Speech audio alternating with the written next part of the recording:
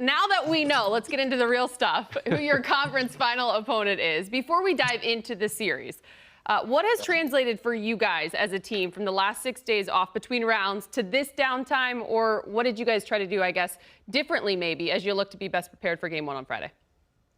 Yeah, it's always a tricky balance of trying to make sure that you guys are taking advantage of the rest, but while still working enough to stay in shape and stay in rhythm.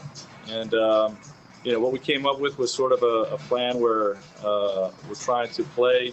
I shouldn't say play, but have live practices with some portions of scrimmaging every other day, because that's the rhythm and cadence of what our next round is going to look like. So Monday and Wednesday this week, today we're live practices. Tomorrow will be a non-contact preparation practice. And like I said, try to strike that balance. Frank, everybody for months, and especially the last couple weeks, have talked about the Lakers and the Clippers in the Western Conference Finals. Obviously, that's not going to happen, somewhat surprisingly. So how do you readjust the sights for the team that, hey, we still have to play Denver, even though the Clippers are out?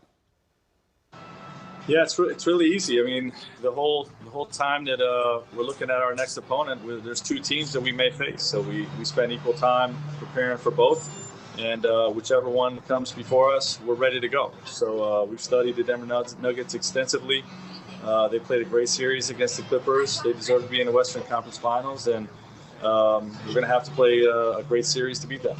Yeah, and Frank, kind of sticking with that theme, a couple months ago, people said there were 3 clear-cut favorites to win the NBA title.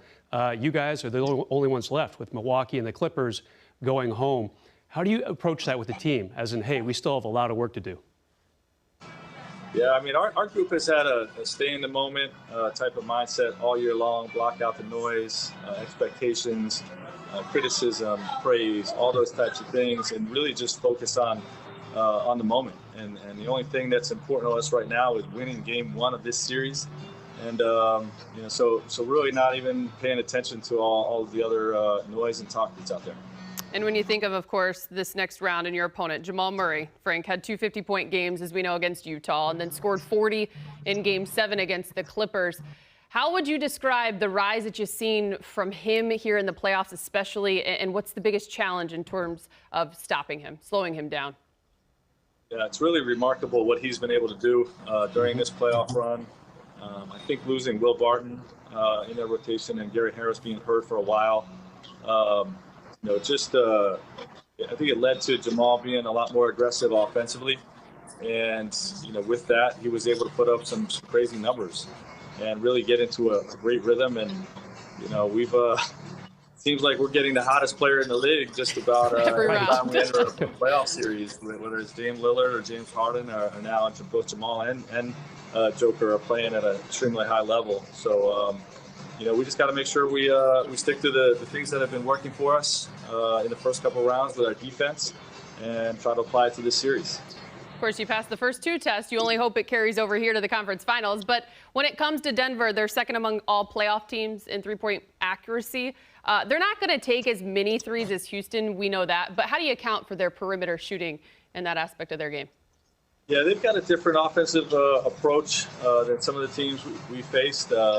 Each team has its own challenges in terms of how to slow down great players, and that's what this deep in the playoffs, that's what it's all about. Each team you're going to play is going to have a couple of great players with a great supporting cast or support system in terms of three-point shooting, and that's what this team had. So if you bring too much help to either one of these two guys, they're both willing passers, and the rest of the guys have been knocking down threes, as you mentioned, at an extremely high rate. So it's not an either or. We got to do both. We got to take away their top options and make sure that we don't get beat on the backside as well.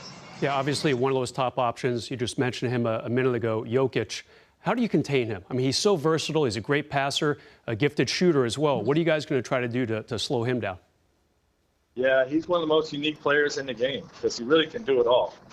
He's a big-time threat in the post. He's terrific catching the ball in the pocket, so if you double-team Jamal Murray too much and you give the ball to the Joker, in a 4-on-3 situation, he's one of the best decision-makers and passers in the game. So, like I said, this team really presents challenges There's a reason they're in the Western Conference Finals, and we're going to have to be really tied together to beat them.